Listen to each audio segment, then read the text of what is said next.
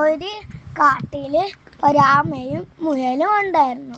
അപ്പോൾ അവരുടെ തൊട്ട് കാട്ടിൻ്റെ അടുത്ത് തന്നെ ഒരു ഓട്ടമത്സരം ഒരു ദിവസം നടന്നു.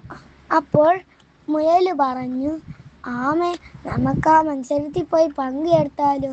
അപ്പോൾ ആമ അതിന് സമ്മതിച്ചു.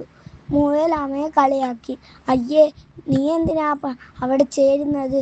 നിന്നെ ഒരു ഉപയോഗത്തിനും കൊള്ളത്തില്ലല്ലോ, നീ വളരെ സ്ലോ അല്ലേ, ഈ മത്സരത്തിൽ ഞാൻ തന്നെ ജയിക്കൂ.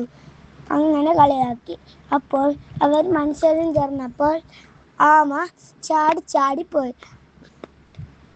അതുപോലെ മുയൽ ചാടിപ്പോയി. ആമ പതുക്കെ വന്നു. അപ്പോൾ മുയൽ പകുതിയായപ്പോൾ മുയലിന് ഉറക്കം വന്നു. അതുകൊണ്ട് മുയൽ ചിന്തിച്ചു, ഉറങ്ങിയിട്ട് ട്രോഫി മേടിക്കണോ അതോ മേടിച്ചിട്ട് ഉറങ്ങണോ? അപ്പോൾ മുയൽ ആ മരത്തിന് ചവിട്ടി കിടന്നുറങ്ങി. എന്നിട്ട് ആമ പതുക്കെ ശബ്ദമുണ്ടാക്കാതെ ഓടി ജയിച്ചു.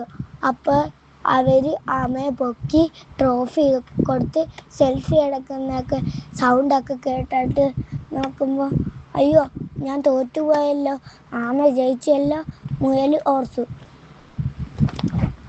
കഥ ഇതും പറഞ്ഞുകൊണ്ട് കഥ ഇവിടെ അവസാനിച്ചു.